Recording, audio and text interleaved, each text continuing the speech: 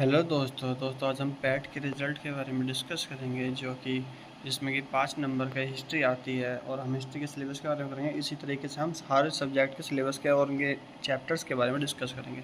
History आती है 5 number की, जिनमें सिंधु घाटी सभ्यता, वैदिक सभ्यता, बौद्ध धर्म, जैन धर्म, मौर्य सम्राट, गुप्त शासन, हर्षवर्धन, राजपूत काल, सल्तनत काल, मुगल साम्राज्य और मराठा, ब्रिटिश राज का सामाजिक आर्थिक प्रभाव है। यह 5 नंबर का है जो आपके सिलेबस में आता है। 5 नंबर की हिस्ट्री अब आएगी। 5 नंबर का आता है नेशनल मूवमेंट, जिसमें कि स्वाधीनता जितने भी हमारे आंदोलन हुए हैं, जितने भी भारत छोड़ो आंदोलन है, स्वदेशी के, महात्मा गांधी से संबंधित क्रांतिकारी आंदोलन, मतलब जितने भी नेशनल मूवमेंट जो कि आंदोलन हुए 5 नंबर के वो आते हैं। नेक्स्ट है 5 नंबर का भूगोल, जिसे ज्योग्राफी बोलते हैं।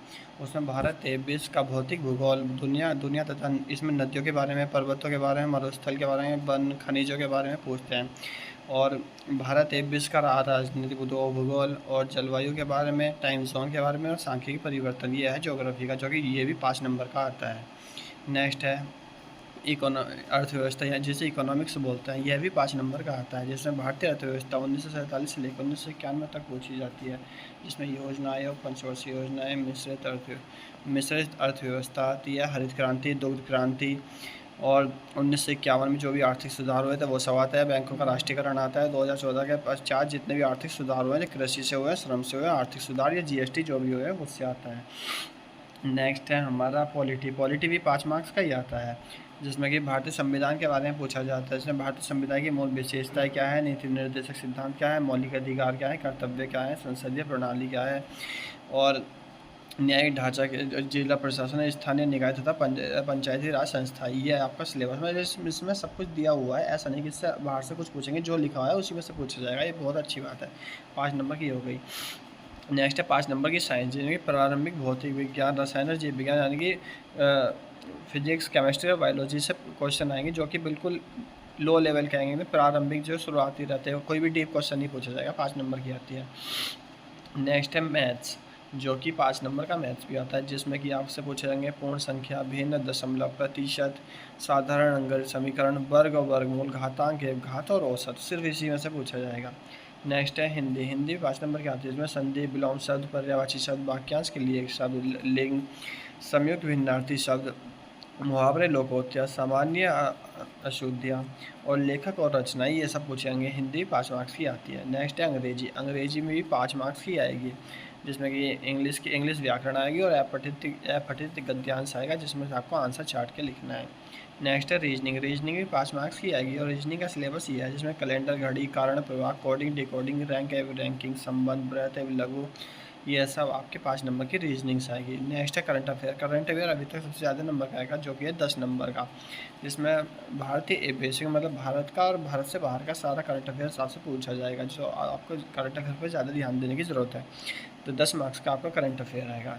नेक्स्ट है जीएस ऊपर भी था, पर इसमें ऐसा इस तरीके की जीएस आएगी जिसे हम स्टैटिक जीके बोलते हैं। यह 10 मार्क्स की आएगी, जिसमें भारत के पड़ोसी देशों के बारे में, देश, राजधानी, मुद्रा, भारत के राज्य तथा केंद्र शासित प्रदेश, भारतीय संसद, राज्यसभा, लोकसभा और विधानसभा, विधान परिषद, राष्ट्रीय एवं अंतर्राष्ट्रीय दिवस, विश्व संगठन एवं उनके मुख्यालय, भारतीय पर्यटन स्थल, भारत की कला एवं संस्कृति, भारत विश्व के खेल, भारतीय अनुसंधान संगठन, प्रसिद्ध पुस्तकें और लेखक, पुरस्कार एवं विजेता, जलवायु परिवर्तन एवं पर्यावरण, ये 10 मार्क्स का सिलेबस।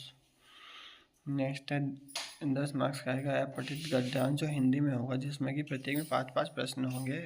तो इसमें 2 गद्यांश होंगे, जिसमें आपको आंसर क्वेश्चन चार्ट कर लिखना है, जो काफ़ी ईजी आता है।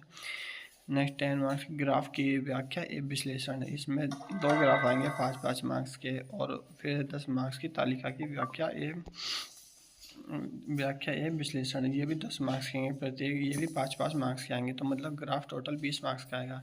ये आपका जो था सिलेबस था, और उम्मीद करता हूँ आपको अच्छा लगा हो। जो भी डाउट हो आप पूछ सकते हो, और मेरे पिछली बार पैट में 74.5 मार्क्स आए थे, और मैं आपको बता सकता हूँ आपको किस तरीके से तैयार करनी है। जो भी आपका प्रश्न हो आप कमेंट सेक्शन में कमेंट कर पूछ सकते हैं।